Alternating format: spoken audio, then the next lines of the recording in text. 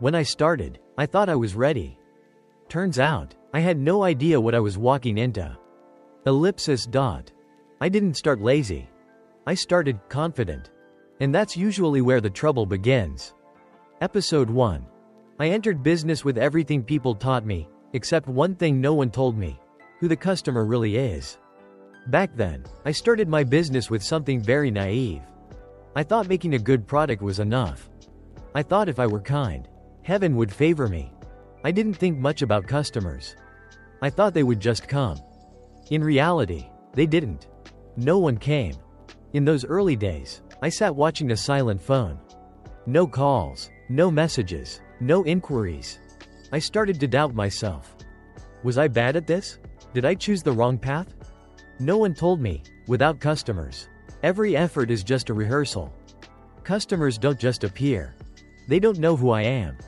They have no obligation to understand me. Back then, I was still proud. Afraid to ask, afraid to greet, afraid of rejection. I thought selling was low. I thought talking about products was bragging. Until the money ran out. Until I started losing sleep. Until I realized a harsh truth. Entrepreneurship doesn't start with an idea. It starts with someone willing to listen to others. At that time, I didn't know what marketing was. I only knew I needed a first customer. Just one. And I started searching. Episode 2. I used to think marketing was about getting attention, until I realized I had it wrong from the start. When I heard people talk about marketing, I felt tired. Strategies, funnels, advertising. I had no money for those things. I had no mind for those lofty words. Later, I understood my mistake. Marketing isn't making people buy. Marketing is making people dare to listen to you. I started telling my story. Not to sell, just to be honest. I told them why I made this. I told them about the days I struggled, fixing it over and over. I even told them about the times I wanted to quit. Not smooth, not polished, just life. Strangely, people stopped to listen. Some asked more questions. Some didn't buy yet, but they remembered. That's when I understood what a purple story is. It's not about making a product stand out. It's about giving it a soul. People don't buy just for the function. They buy because they see themselves in it. Marketing, after all, isn't shouting loud. It's speaking slowly enough for others to feel it. Back then, I still sold very little. But I no longer felt alone. At least, someone knew I existed. Episode 3. No one taught me how to understand customers, so I had to pay the tuition with my own money and mistakes. After selling a few things, I thought I understood them. In reality, I had only touched the surface. Customers don't say everything they think. They only say the easy parts. I started taking notes. In a small, old notebook with frayed edges. I recorded every question. Every time they were silent. Every moment they hesitated. Some asked a lot but didn't buy. Some bought quickly but then disappeared. I realized, customers don't just buy a product. They are solving a worry. The worry of not having enough money. The worry of buying the wrong thing. The worry of being cheated. The worry, just like mine before. The customer notebook helped me see clearly. Not to manipulate, but to avoid hurting them. I stopped saying things they didn't need to hear. I started answering exactly where they were stuck. There were days I was tired. Looking at the notebook, my heart felt heavy. Because I realized how indifferent I used to be. No one taught me this. No book explained it. Only reality, only friction, only mistakes. I'm not sure if I'm doing it right. I only know that from that moment, I began to understand the customer as a human being. And my entrepreneurial journey. Only then did it truly begin. Let's stay here for a little while. And then we will move on to the next sections. Thank you for being here. If this resonated with you, I'd love to have you on this journey with me. Your support is the reason I keep going.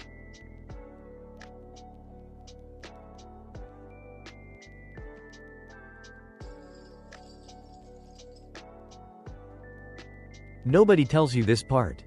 Not the fear, but the silence. No one checks on you.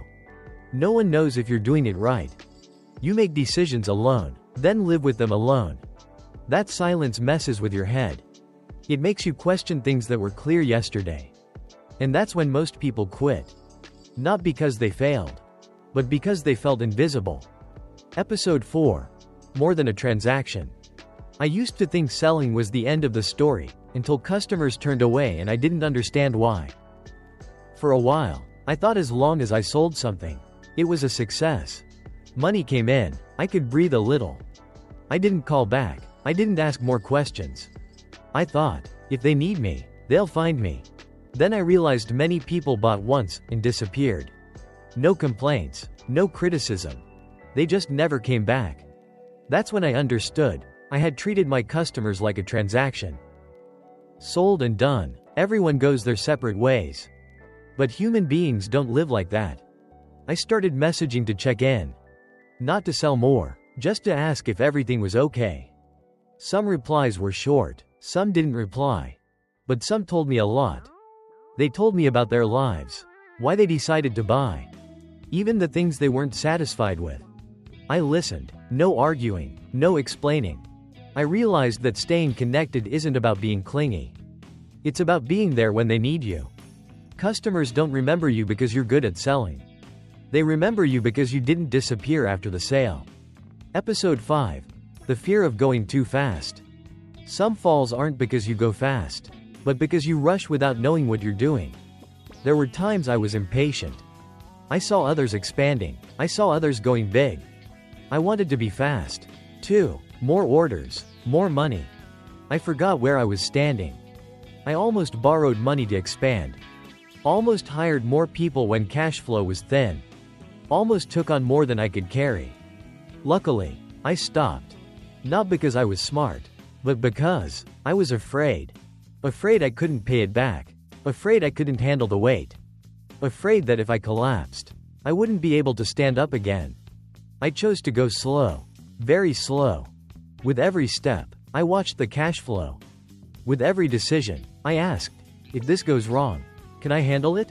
Going from small to big isn't cool. No one applauds, no one knows. But it kept me alive. A startup doesn't need to be grand at the start. It just needs to not die stupidly. Whether it grows big or not, we can worry about that later. Episode 6. The price of stupidity. There are stupid mistakes you can't fix with an apology, you have to pay with money, time, and reputation. I've been stupid many times.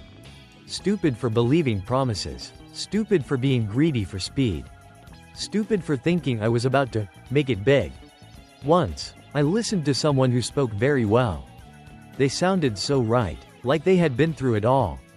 I followed them, without verifying, without thinking long enough. The result was lost money. Lost time. Lost faith in myself. Later, I understood. The stupidest thing isn't making a mistake. The stupidest thing is refusing to look back because of pride. I started learning to ask slowly, listen carefully, and observe for a long time.